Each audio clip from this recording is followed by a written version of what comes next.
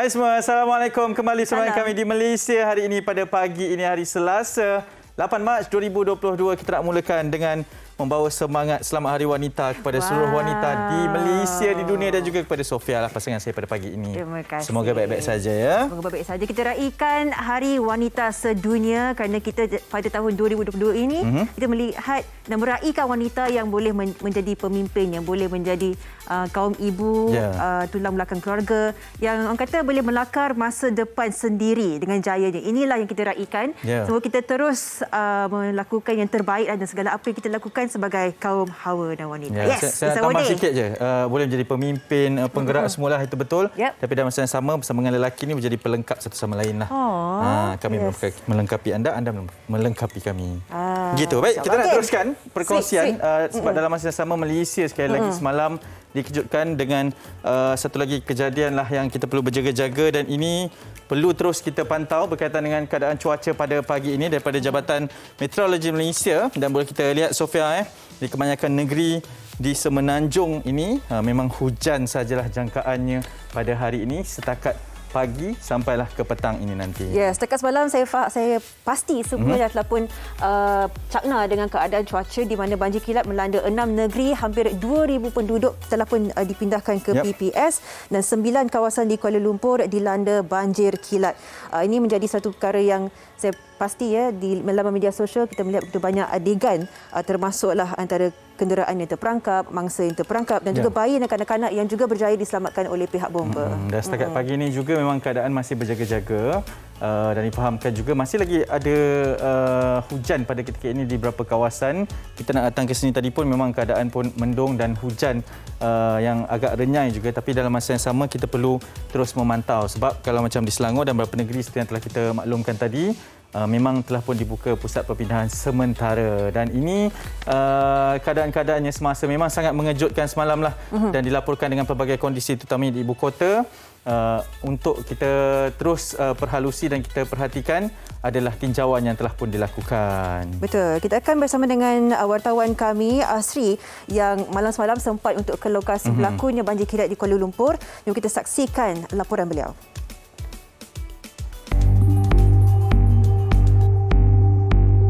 Banjir kilat yang melanda ibu negara semalam telah menjejaskan beberapa kawasan, antaranya Jalan Kuchai Lama, Jalan Lebuh Ampang, Taman Salak Selatan, Jalan Ampang dan Taman Seri Petaling.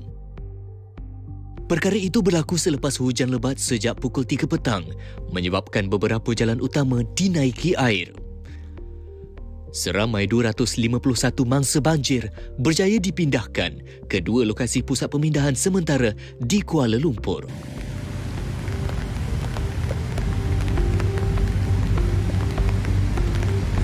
Tinjauan kru MHI ke lokasi kejadian mendapati air sudah mula surut di ibu kota dan kembali normal. Namun begitu, keadaan hujan masih renyai menyebabkan orang ramai bertindak mengurangkan pergerakan di waktu malam.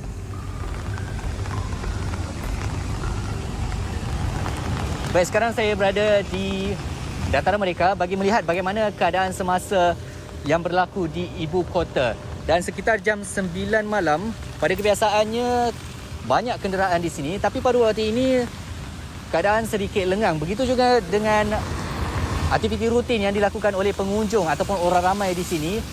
Jika sebelum ini banyak aktiviti dilakukan di sini dan mungkin mereka sedang mengambil langkah berjaga-jaga untuk mengelak sebarang risiko yang bakal terjadi. Susulan itu kami bergegas ke Jalan Kuchai Lama untuk melihat situasi terkini di sana. Kenaikan air sehingga paras pinggang meninggalkan kesan terhadap kenderaan yang menggunakan jalan raya ketika itu. Pukul 3 lebih saya duduk rumah. Saya keluar tengok tak ada air. Sekejap 10 minit saja sudah naik sampai saat. Tiba-tiba naik saja.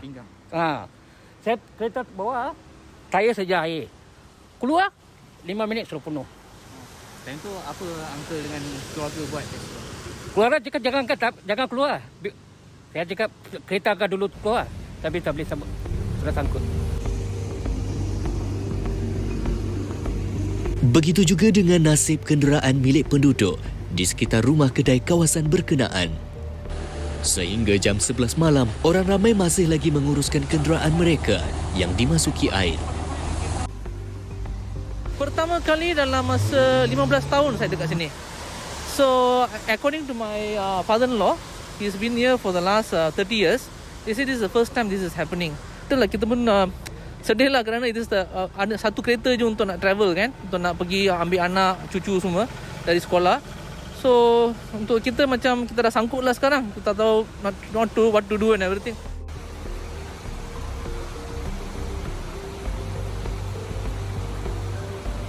Sampah sarap pula dilihat merata di pinggir jalan akibat bawaan arus air yang deras.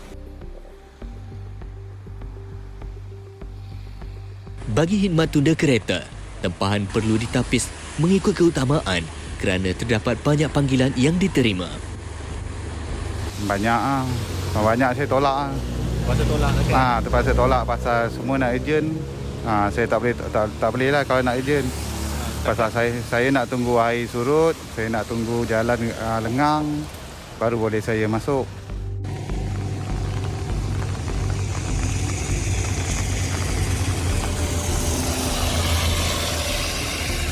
Keselamatan nyawa menjadi keutamaan ketika berhadapan situasi seperti ini. Persediaan awal perlu dilakukan terutama bagi kawasan yang berisiko tinggi untuk dinaiki air.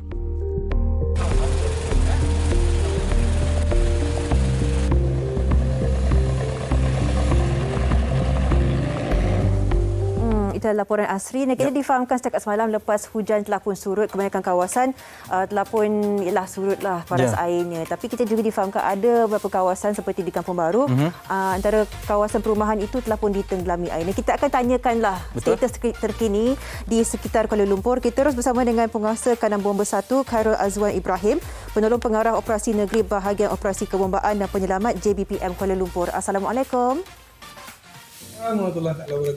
Tuan, terima kasih kerana sudi bersama dengan kami. Mungkin kalau nak dikongsikan keadaan semasanya, Tuan, saya percaya ramai sekali nak tahu. Boleh masuk ke tak Kuala Lumpur pada pagi ini dan bagaimana keadaan pada sekarang ini, Tuan? Okey, buat masa sekarang ini Alhamdulillah kita lihat cuaca telah pun cerah dan tempat-tempat yang lokasi yang terjejak dengan banjir malam tadi telah pun surut sepenuhnya. Mungkin mangsa-mangsa yang berada di dua pusat perpindahan banjir pada pagi ini akan digunakan pula secara berperingkat lah. Ya. Baik. Tuan, adakah terdapatnya sebarang kecederaan para penduduk dan sebagainya? Kita difahamkan banyak gambarannya, kanak-kanak diselamatkan, kenderaan juga tersadar. Jadi adakah terdapatnya mungkin sesiapa yang mungkin tercedera disebabkan banjir kilat semalam, Tuan? So far kita tak ada menerima laporan lah berkaitan dengan kecederaan semasa operasi pembinaan banjir di dua lokasi dan dekat Kuchai Lama tu kenderaan terperangkap juga mangsa berjaya diselamatkan di tempat yang selamat lah. Ya. Tuan, melihat kepada ramalan pada hari ini juga kita dinasihatkan untuk berjaga-jaga. Mungkin ada sedikit nasihat dan panduan daripada pihak Tuan sendiri kepada mereka, kepada penduduk di Kuala Lumpur, kepada kita yang bekerja. Mungkin ada sedikit ramalan untuk kita seiringkan dengan amaran tersebut, Tuan? Okay, kalau kita lihat ramalan cuaca oleh pihak Meteorologi Malaysia, jangka petang nanti akan berlaku hujan lebat lagi. Jadi kita menasihatkan kepada orang ramai supaya menangguhkan perjalanan jika perlu. Sekiranya berlaku hujan lebat macam semalam. Ini memberi risiko kepada kenderaan terperangkap di jalan raya di tempat-tempat yang agak rendah. Dan kita menasihatkan supaya berhati-hati dengan apabila meletak kenderaan di bawah pokok. Kita ada juga 3 kes pokok tumbang yang agak teruk, yang agak besar berlaku di kawasan ISUKM.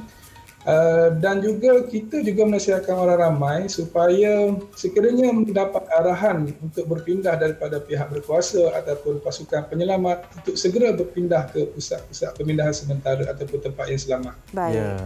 Tuan, akhir sekali kita nak faham juga mungkin ada setengah kawasan di Kuala Lumpur ini yang telah pun dikenal pasti oleh JBPM sendiri sebagai kawasan yang mudah naik paras airnya, khususnya di kawasan perumahan. Adakah terdapatnya kawasan-kawasan ini yang perlu kita lebih cakna bagi penduduknya yang berada di situ sekiranya cuaca hari ini tidak begitu baik juga, Tuan? Ya, kita memang telah pun mengenal pasti beberapa kawasan yang kita panggil hotspot. Yang biasa berlaku banjir apabila hujan lebat seperti di Kampung Pasir, Kampung Periuk di Kampung Baru dan juga beberapa kawasan lagi supaya penduduk kawasan ini sentiasa alert. Sentiasa alert berlaku hujan lebat. Pihak Jabatan Agensi Penyelamat akan sentiasa memantau keadaan air dan kita akan segera menasihatkan penduduk supaya keluar dan kita minta penduduk supaya mendengar arah daripada pihak agensi penyelamat lah. Ya.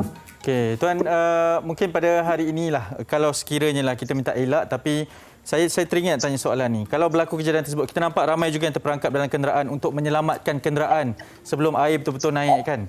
Jadi nasihatnya mana yang perlu diselamatkan dulu Tuan? Apa yang boleh dilakukan sekiranya berlaku dalam situasi tersebut? Sudah semestinya nyawa tuan-tuan adalah lebih penting, lebih berharga. Jadi kena perlu mengutamakan keselamatan nyawa dulu daripada harta benda seperti kereta tersebutlah. Jadi selamatkan dulu. Jadi itu yang kita dengar sendirilah. Nyawa itu lebih penting daripada harta benda. Jadi kalau berlakunya hari ini, pastikan kita tahu apakah langkah yang perlu dilakukan. Kita ucapkan terima kasih kepada Penguasa Kandang Bomba 1, Khairul Azwan Ibrahim, Penolong Pengarah Operasi Negeri, Bahagian Operasi Kebombaan dan Penyelamat JPPM Kuala Lumpur. Terima kasih Tuan meluangkan masa pagi ini. Ya, jaga diri Tuan ya. Assalamualaikum. Terima kasih.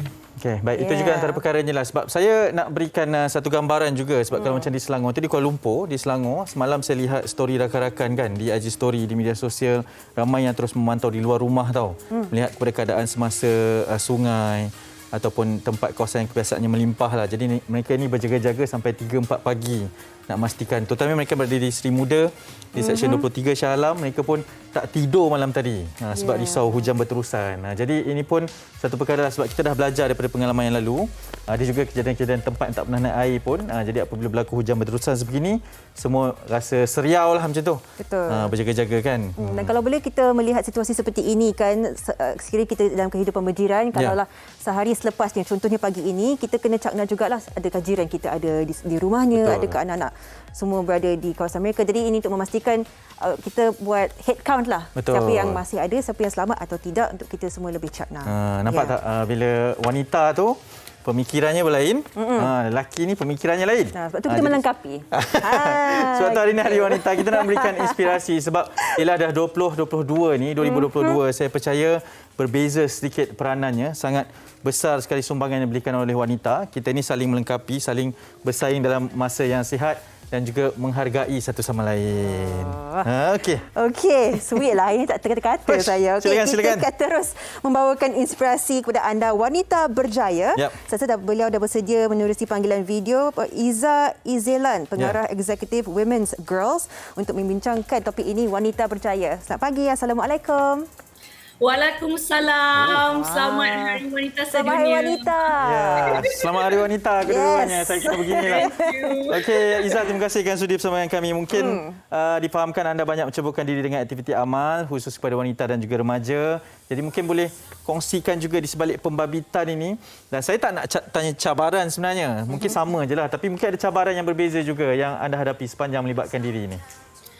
Sebenarnya kerja-kerja komuniti ni sangat fulfilling tau. Dia sangat memberi kepuasan. Dia memberikan satu kepuasan diri kerana kita berjumpa dengan ramai sangat orang. Dan sepanjang perlibatan saya dengan kerja-kerja komuniti, walaupun ada cabaran-cabarannya dan saya pasti sama juga dengan orang-orang lain yang bekerja dengan komuniti, tetapi apapun apabila saya pulang ke rumah, saya akan rasa satu kepuasan yang macam kita telah pun berkomunikasi dengan certain komuniti, kita dah pun beri apa-apa bantuan yang diperlukan, dan dengan bantuan-bantuan yang kita berikan tu, wanita-wanita dan anak-anak perempuan di luar sana dapat mengetengahkan lagi bakat mereka dan juga memberikan yang terbaik kepada potensi mereka untuk masa depan yang lebih cerah. So saya rasa macam tu okeylah sebenarnya, memuaskan hati saya. Baik, Iza, kita akan nak tanyakan juga dalam konteks apa khususnya yang diberikan sebagai satu bantuan semangat dan motivasi kepada wanita. Tapi sebelum tu, kita ingin tahulah kata dengan keadaan cuaca yang terkini, dengan banjir dan sebagainya, adakah terdapatnya sebarang bantuan yang dihulurkan bagi keluarga-keluarga yang terjejas, Iza? Benar. So sepanjang daripada tahun lepas sebenarnya, daripada pandemik COVID-19 dan juga kemudian hujung tahun kita ada banjir kan, sampailah ke awal tahun ini, dan ini pun kita baru lihat di kawasan Kuala Lumpur.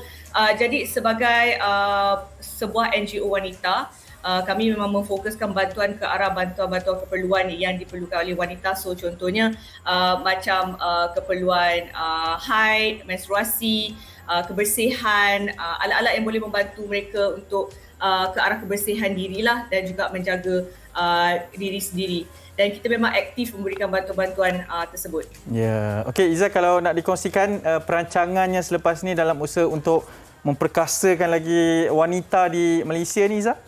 Okey, Harif, sempena Hari Wanita Sedunia tahun ini, kita baru saja lancarkan sebuah program dengan Bloom Days, iaitu sebuah syarikat e-commerce yang menjual bunga dan juga hadiah.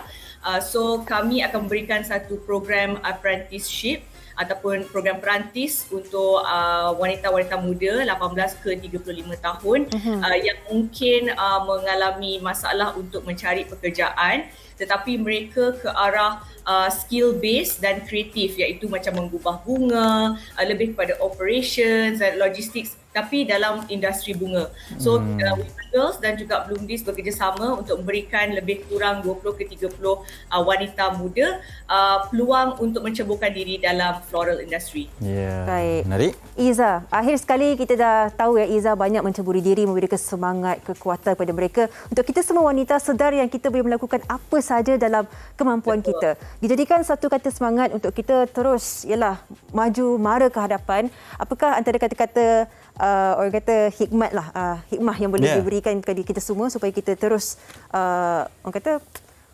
bersemangat bangun dengan kuat lah. Okey, saya sebenarnya rasa wanita tu jua latar belakang beliau merupakan seorang yang kuat. Saya rasa wanita tu memang dah cukup kuat lah sebenarnya dari segi nature dia. Betul. So survival instinct tu sangat tinggi, sama ada dia seorang ibu ataupun dia seorang kakak ataupun dia seorang anak perempuan, pelajar. Dia ada satu sifat yang ingin menjaga semua orang, yang ingin menyelamatkan semua orang, dan yang paling penting sekarang ni nasihat saya, kita kena juga jaga diri sendiri. So bukan kata tak ada orang jaga kita lah, tapi seelok-eloknya kita kena put ourselves first juga, buat yang terbaik untuk diri sendiri dan never be too hard on yourself. Ya, betul. Saya suka kata-kata tu. Kadang-kadang kita terlampau menghukumi diri kita sendiri. Bagi tekanan lah. Okey, tak apa. Apa pun, selamat Hari Wanita Sedunia. Terus berjaya semuanya yang menyaksikan kami di Malaysia. Terima kasih Iza. Terima kasih. Selamat berjuang. Hari Wanita Sedunia kepada semua wanita di Malaysia. Dari seorang wanita kepada wanita yang lain. Dan ini penting jugalah untuk kita terus bersama-sama. Okey, kita nak teruskan banyak lagi perkongsian selepas ini. Antaranya 8 Mac 2014 adalah satu tarikh yang memang akan terus diingatilah, dan akan kami bawa perinciannya berkaitan dengan mengenang MH370 selepas ini.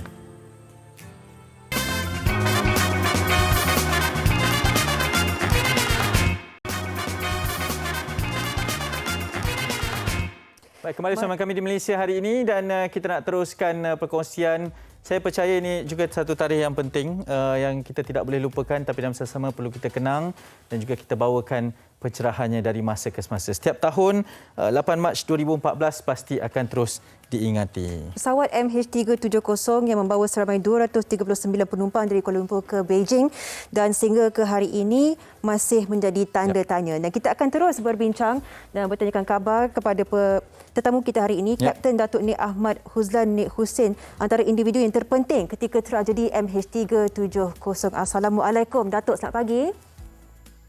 Waalaikumsalam dan selamat pagi semua. Ya, terima kasih Datuk kan sudi sumbangan kami. Pastinya kita nak membawakan juga sebab Datuk adalah antara individu pertama juga yang bersama-sama dalam usaha untuk menyiasat kes dan kejadian ini. Tapi dalam masa sama Datuk, kita nak raikan, kita nak kongsikan juga ini satu laporan untuk pemahaman lanjut berkaitan dengan apa yang berlaku pada 8 tahun lepas berkaitan dengan misteri kehilangan MH370. Okey, kita punya Hampir satu dekad berlalu, Tragedi kehilangan pesawat Malaysia MH370 pada tanggal 8 Mac 2014 kekal menjadi satu detik hitam dalam lipatan sejarah penerbangan negara. Hari ini genap 8 tahun peristiwa duka itu.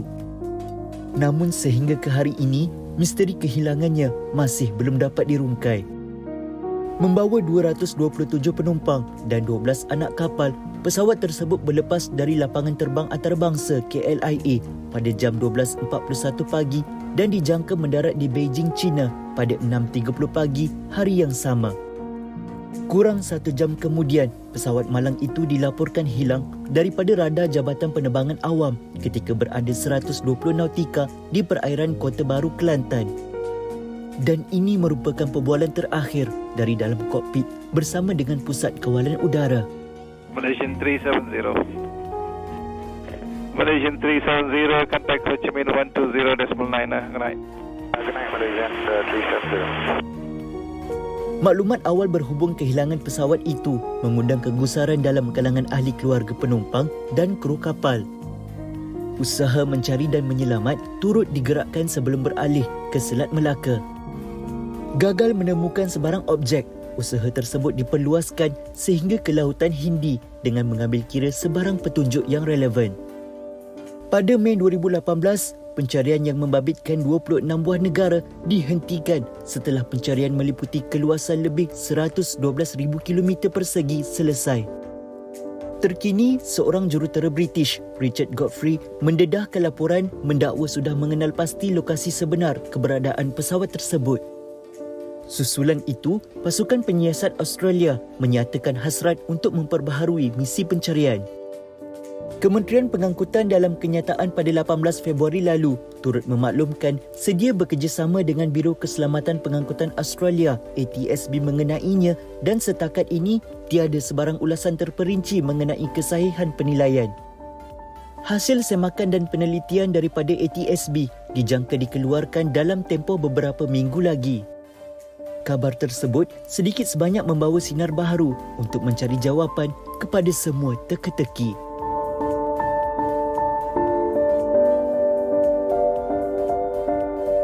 Sesuatu yang ialah pastinya menyentuh hati kita sebagai rakyat Malaysia sekian lama dan sehingga kini menjadi tanya. Jadi bila kita melihat dan mendengar seseorang berkata ada harapan untuk kita menemui pesawat MH370, ramai yang mungkin teruja. Dan dengan ini kita tanyakan kepada Datuk sendiri. Datuk, sejujurnya masih adakah harapan untuk kita menemui pesawat MH370? Datuk. Assalamualaikum sekali lagi. Kalau kita ulang balik, kita tengok dia punya last voice atau komunikasi yang terakhir di antara kita dunia lah dengan MH370 119 masa dikata good night, masa Captain Zahari mengucapkan good night Malaysian 370. Itu konsisten sangatlah. Lepas tu kita hanya dapat satu signal ping, last ping yang kita dapat 8.11, maknanya kapal terbang tu masih terbang lagi. Dan kita punya last signal dari pesawat tu adalah jam 8.19 pagi waktu Malaysia. Kapal terbang tu masih terbang dan dijangkakan bahan bakar atau minyak yang ada di atas kapal terbang tu akan lupus dalam masa 8.30 plus minus dalam mungkin 20 minit awal atau 20 minit lagi lambat. Itu kita belum tahu lagi. Lepas kehilangan tu yang kita jumpa lagi ialah flaperon bulan 7 2015 menunjukkan bahawa itu serpihan memang confirm dari MH370 dan lepas tu dah tak ada apa lagi. Lepas tu dah tak ada apa, kita tak tahu apa sampai Richard Godfrey keluarkan dia punya discovery baru, perjumpaan baru dari segi ombak gelombang ham radio apabila MH370 merintasi merintasi gelombang-gelombang ham radio yang berkeliaran di keliling dunia. Ini masih lagi belum disahkan oleh yang dikatakan peer review, maknanya mereka yang expert dalam bidang ini akan membuka paper yang ditulis oleh Godfrey dan dia akan menelanjangkan teori itu betul atau tidak. Sebelum kita dapat kata putus dari peer review ni, kita masih tak boleh berharapan besar. Mungkin ada banyak kesalahan, mungkin teori ni terlampau macam mak jenin lah. Tapi cara dia buat tu nampak amat teratur, masuk akal dan detail dari segi track penerbangan tu amat menghairankan. Terutama sekali kita ingat bila dia dah hilang pada radio signal, dia akan terus ke tempat yang dicari. Tapi pesawat tu ada berlega-lega 2-3 kali berpusing di angkasa di kawasan barat Pulau Sumatera, dan ini ialah satu berita barulah penerbangan track MH370. Ya. Datuk, melihat kepada penemuan data terbaru ni, kalaulah boleh Datuk dan tak keberatan 8 tahun yang lalu ketika pertama kali ianya berlaku, dan Datuk antara yang memberi respon juga berkenaan dengan kejadian ini. Bagaimana penerimaan pada waktu itu Datuk dari sudut orang yang kerap terbang, berada dalam industri, dengan kejadian yang berlaku cukup dekat di hati kita, penerbangan dari Malaysia ni Datuk?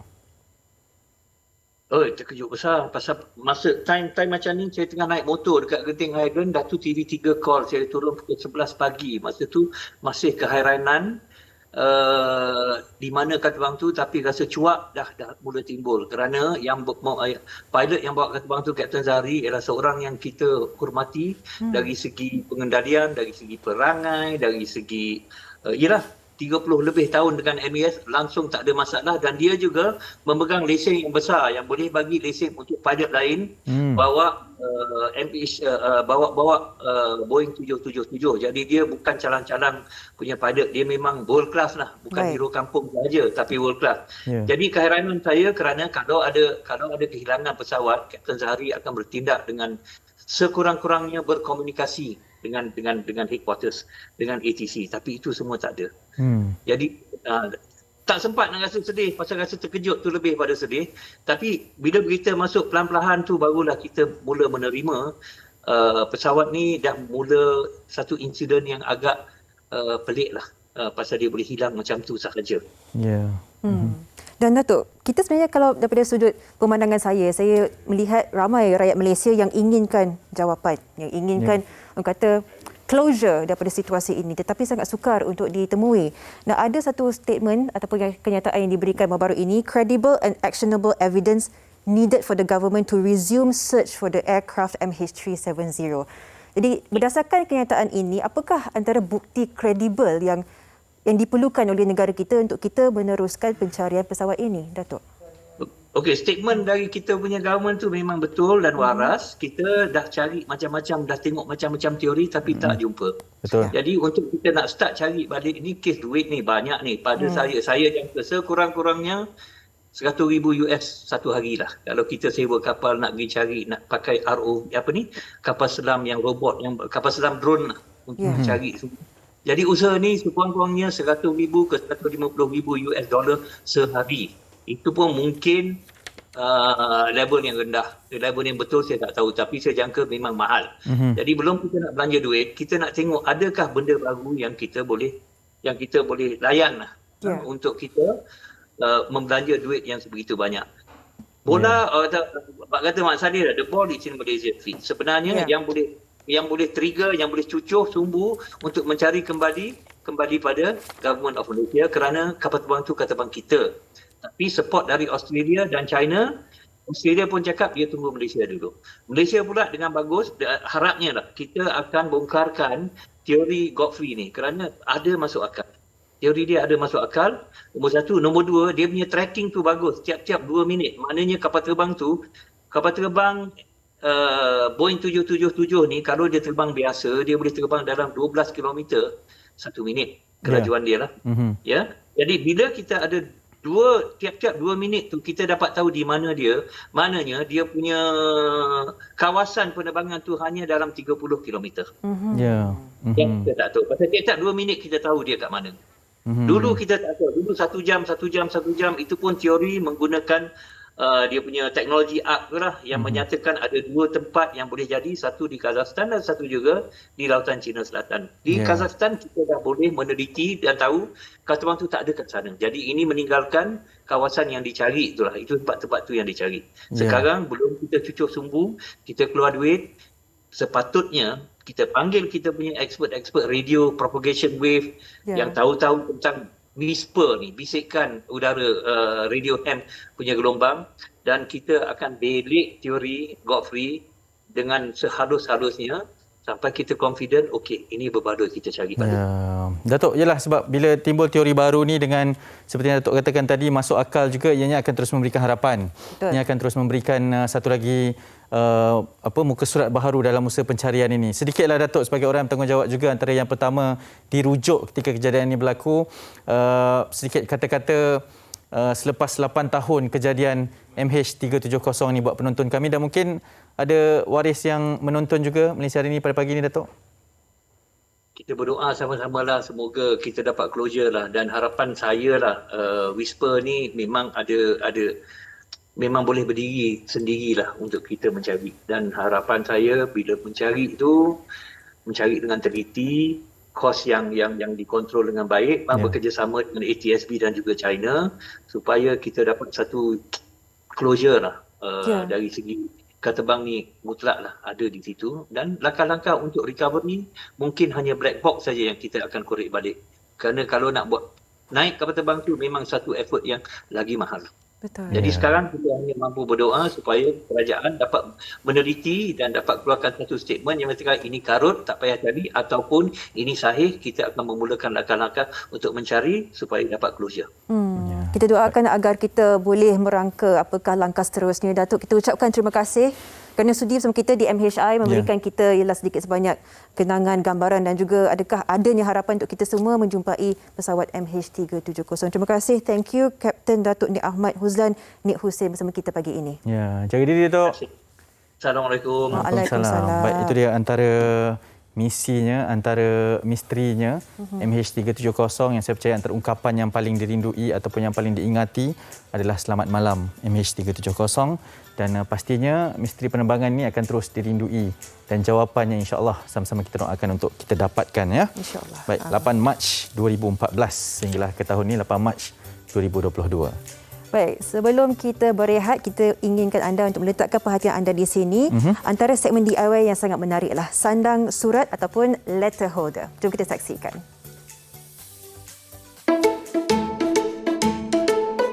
Pada usia yang masih kecil, perkembangan minda dan pemikiran kanak-kanak pastinya cepat mengadaptasi dan menyesuaikan diri dengan keadaan sekeliling. Selain itu, kreativiti mereka juga berbeza-beza dengan minat dan kebolehan diri. Inara Safia Ahmad Syahir, 6 tahun, anak kecil ini gemar melakukan kerja-kerja menukang sejak berusia 5 tahun. Dia kerap menghadiri kelas do it yourself pada setiap hujung minggu. Bagi segmen DIY, Inara berkongsi idea dan cara mudah untuk membuat sandang surat atau letter holder sebagai kegunaan di rumah. Inara, saya 6 tahun. Hari ini kita akan buat letter holder. Bahan-bahan ni kain, hammer, scissor, stapler gun, tali, lace, wood.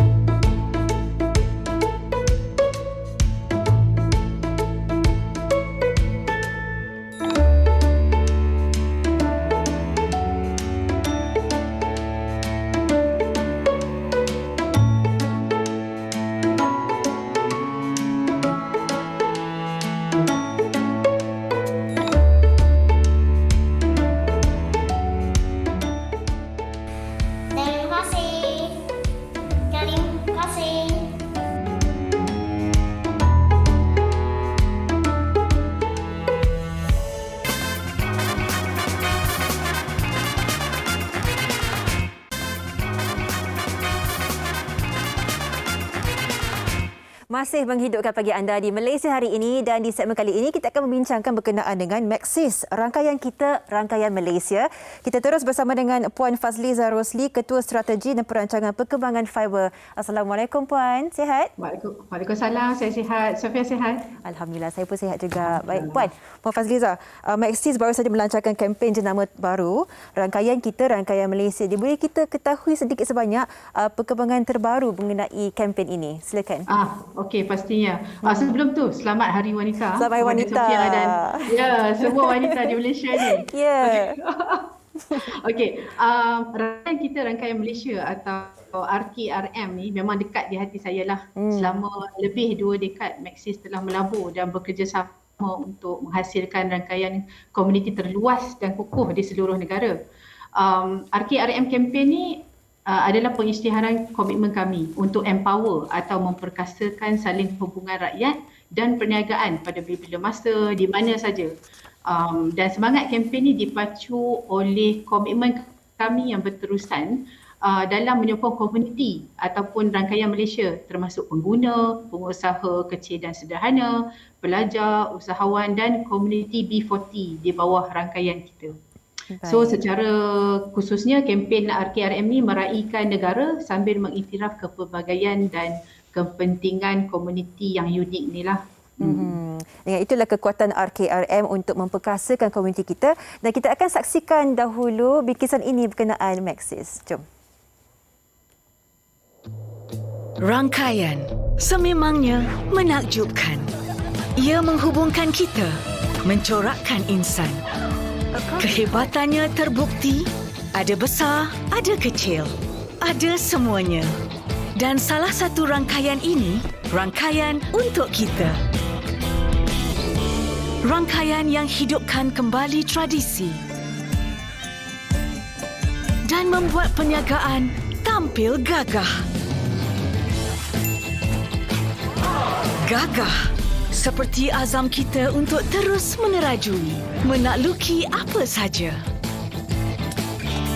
Rangkaian ini juga teguh, membawa impian kita. Satu klik sahaja, sungguh mudah. Okey, mungkin tidaklah semudah itu.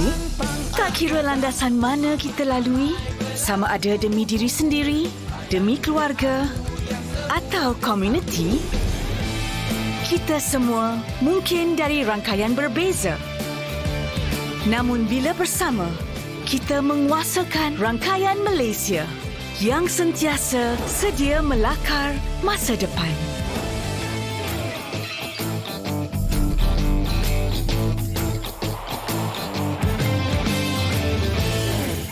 Itu dia. Puan Fazliza, Maxis sebagai telco terkemuka negara, bagaimana ia melengkapi RKRM?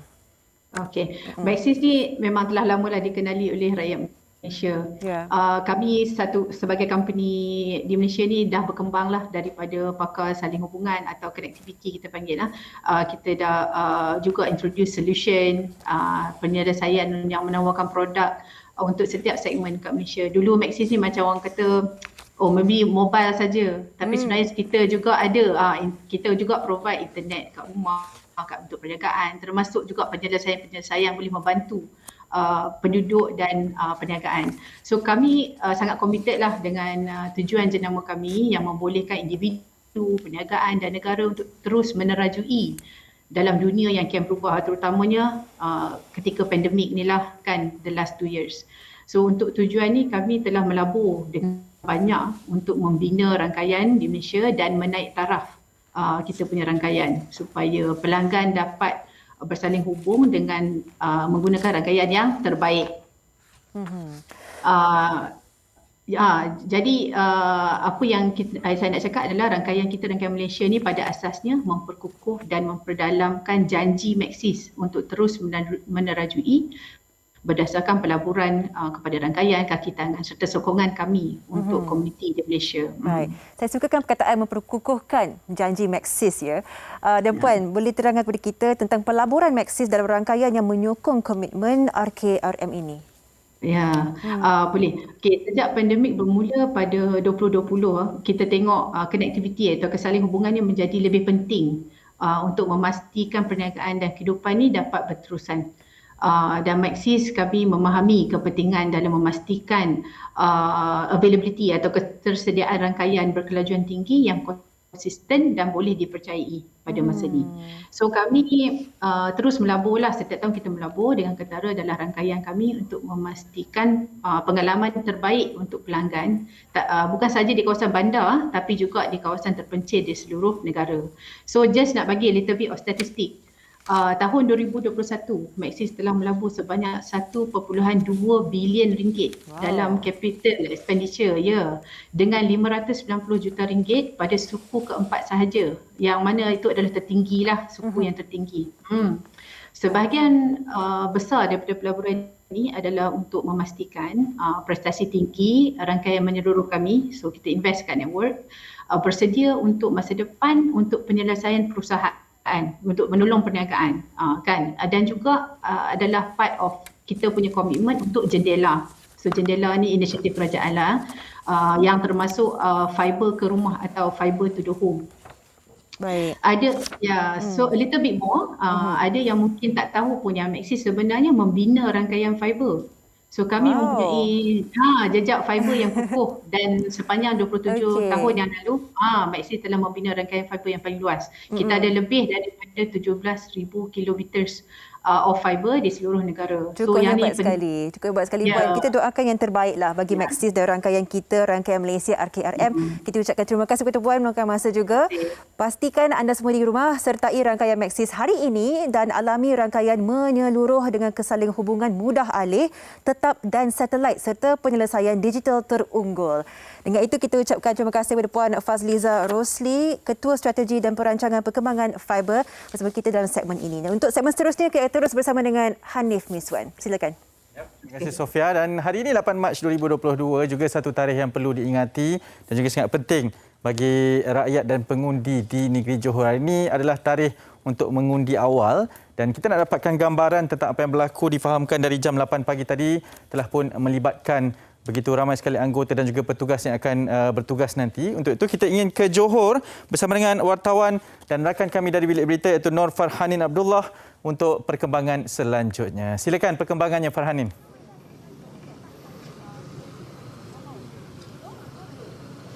Terima kasih Hanif dan Sofia di Seri Pentas. Ketika ini saya berada di Ibu Pejabat Polis Kontijen Johor bagi meninjau proses pengundian awal bagi PRN Johor.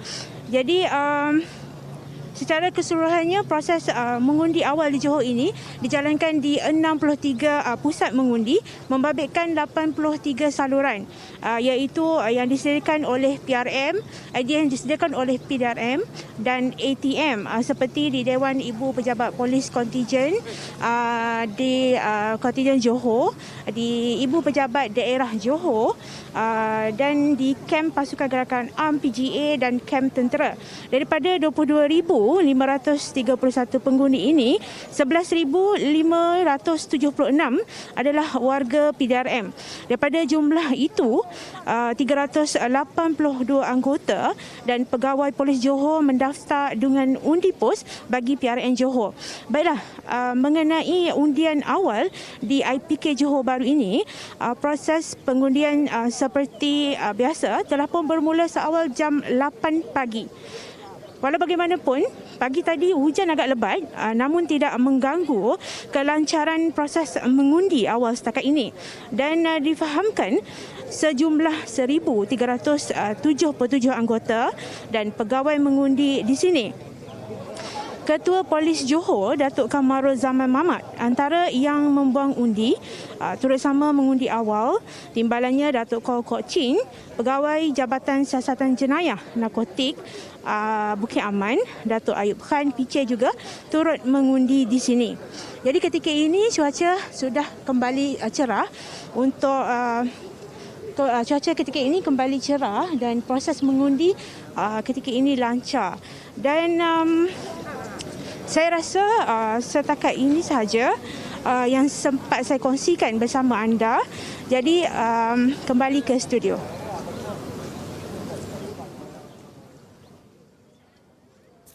Okey, baik. Terima kasih kepada rakan setugas sana Nur Fahani Abdullah dan juga difahamkan rakan-rakan kami di sana berkampung di Johor untuk mendapatkan liputan. Dan hari ini hari pengundian awal. Sabtu ini 12 Mac adalah hari di mana Kerajaan Negeri Johor akan ditentukan oleh pengundi-pengundi yang akan pulang. Ini difahamkan antara pilihan raya negeri yang paling sukar dibaca ni. Termasuk daripada jentera-jentera parti sekalipun, kesemua pihak memang sukar nak mengetahui tentang bagaimana situasi di sana. Ada banyak persepsi dan juga pandangan mengatakan yang kemungkinan kali ini kita tidak dapat melihat orang kata parti yang kata dominan sokongannya agak sama rata, dan itu antara orang kata ramalan lah pada ketika ini. Hari ini 22,531 pengundi akan keluar. Kita harapkan yang terbaik untuk mereka menunaikan tanggungjawab sebagai rakyat Malaysia. Dan rakyat negeri Johor yang lain, hari Sabtu nanti jangan lupa untuk tunaikan tanggungjawab anda. Dan sekarang kita nak berhenti seketika sebelum banyak lagi perkongsian akan kami bawakan selepas ini hanya di Malaysia hari ini.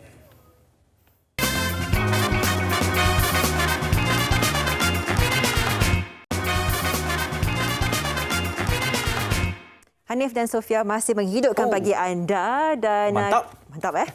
Kita jarang bergandingan sebab kita cakap macam ni. Tapi kita meninjaulah antara angka terbaru COVID-19 setakat pagi ini yang telah pun diumumkan adalah sebanyak 26,856 kes bersumber daripada CPRC Kebangsaan dan KKM.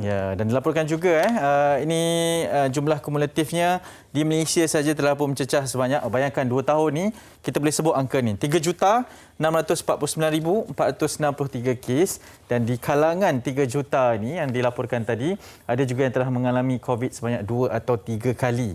Maksudnya ianya memang perlu dihadapi dan juga terus pantau kesihatan dan juga tahapnya lah masing-masing, sebab sekarang memang dah cepatlah merebak varian Omicron ini. Dan juga dilaporkan semalam, saya baca ada 77 jumlah kes kematian dan 26 daripada kes kematian tersebut adalah brought in deaths. Maksudnya dibawa luar daripada hospital, dan mungkin ada yang tidak mengetahui bahawa itu adalah puncanya akibat daripada COVID. Tak kisahlah varian apa sekalipun, tapi yang penting kita perlu sentiasa pantau. Itu penting untuk kita pantau tahap kesihatan kita. Perlu ada oximeter tersebut kan, untuk tengok tahap oksigen di dalam badan, sebab bila kita sendiri yang tahu tahap kesihatan kita, barulah kita sedar bahawa kita ni perlu mendapatkan rawatan. Kadang-kadang kan kita sebagai manusia biasalah, kita ada kekurangan kita. Dan kita juga mungkin dalam keadaan in denial. Kita sakit tapi tak nak mengaku. Kita sakit tapi tak nak dapat bantuan. Jadi jangan kita sebegini, kerana ini boleh meragut nyawa kita. Jadi kita harapkan agar anda semua kalau tidak sihat, jumpa dan dapatkan rawatan yang secepat mungkin. Okey, kita nak tinjau juga di media sosial dilaporkan. Tadi kita ada dapatkan berkenaan dengan perkembangan semasa di Johor Bahru, dan ini antara SOP terbarulah untuk melakukan pilihan raya negeri di mana-mana sekalipun. Seorang petugas menyembur sanitasi pada hari pengundian awal pada hari ini. Ini di lokasi yang kita tunjukkan tadilah, berlintas langsung tadi di Dewan Dato' On, Ibu Pejabat Polis Johor Bahru. Betul. Dan juga pada masa yang sama kita tampilkan kepada anda. Ini adalah gambaran pagi ini antara pegawai dan anggota polis yang hadir bagi pengundian awal PRN Johor di Dewan Dato' On, Ibu Pejabat Polis Johor Bahru pagi ini. Segak dan lengkap beruniform pagi ini untuk menunaikan tanggungjawab, dan kita harapkan terbaiklah dengan proses sanitasi dan juga dengan keadaan hujannya lagi. Ini. Saya pun baru nak tegur ni dengan payungnya lagi semua. Di Johor pun ada beberapa kawasan yang terkena banjir kilat betul. Itu pun perlu difahamkan juga, dan ialah tanggungjawab dan tugasan perlu dilakukan. Okey, kita nak tinjau ini di Instagram rasmi Natma Malaysia. Ini di sekitar Puchong, Selangor, ada tinjauan pemantauan yang dikongsikan berkaitan dengan banjir kilat yang juga turut berlaku di sana. Dan seperti telah kita maklumkan, ada 6 pusat perpindahan sementara di Selangor pada semalam telah pun dibuka, membabitkan kawasan di sekitar Puchong dan juga kawasan-kawasan yang sama di sana. Dan dilaporkan juga pada hari ini insya-Allah lah akan kembali boleh untuk pulang ke kawasan kediaman masing-masing. Dan kita paparkan kepada anda juga inilah Smart Selangor Operation Centre SSOC, dan diberikan sini antara senarai bencana di negeri Selangor di page Natma Malaysia di Instagram ini untuk anda dapatkan segala informasi terkini kawasan-kawasan senarai bencana di negeri Selangor, supaya kita lebih cakna lah di manakah lokasi yang lebih terdedah kepada banjir kilat ini. Ada 6 daerah kesemuanya, Gombak, Hulu Langat, Petaling pun ada, Kuala Selangor, Sepang. Juga ini antara kawasan-kawasan yang perlu diberikan perhatian, terutama pada hari ini jugalah. Okey, sebelum kita nak tamatkan siaran pada hari ini, kita ada satu perkara yang diwara-warakan. Ini berkaitan dengan Kerana Dia Suka. Dia suka. Jangan lupa untuk saksikan drama bersiri Kerana Dia Suka, gandingan romantis Fikri Ibrahim dan Rita Nadira yang akan mula ditayangkan bermula 9 Mac ini di slot Lestari setiap Rabu hingga Sabtu jam 9 malam hanya di TV3. Dia suka ya. Kita pun kena sukalah tengok ni. Kita suka sama-sama, kita sama-sama menontonlah drama yang terkini ini. Dan esok satu lagi topik menarik akan kami bawakan di Malaysia hari ini. Ini sangat penting untuk pemahaman kita berkaitan dengan perubahan cuaca dunia. Janganlah kita cakap di Malaysia saja, di luar negara juga, di seluruh dunia, di benua Asia juga. Perubahan ini turut dirasai, jadi kita nak fahamkan esok perbincangan lebih lanjut di Malaysia. Adakah ketidaktentuan cuaca ataupun kita yang tidak cakna dengan musim monsun yang kian berubah ini? Itu akan kita bincangkan esok. Kita ucapkan terima kasih kepada anda bersama kita di pagi ini di MHI. Saya Sofia Nur Solihatun. Dan saya Hanif Miswan. Terus menonton Malaysia hari ini dan terus ceriakan hidup anda. Selamat. Jangan lupa untuk senyum selalulah. Itu yang saya nak cakap tu. Dan kabarnya ada nafas cinta lah ni. Ada nafas cinta? Okey, kita dengarkan juga. Dan anda semua jaga diri di rumah. Kita jumpa esok hanya di MHI. Bye. Assalamualaikum.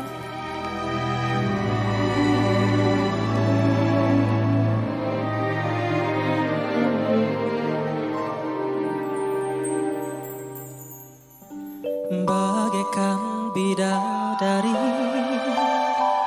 kau menjelma di depanku bagai insi.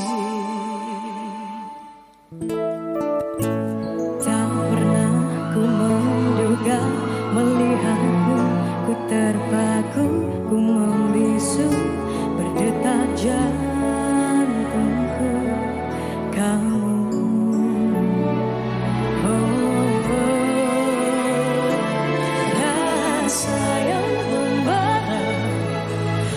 menusuk terus ke jiwa, rasa yang ku ada. Setiap nafasku hanya kamu, rasa yang mendalam. Sungguh ku cinta padamu, hanya kau sayangku. Kau tercipta hanyalah untukku.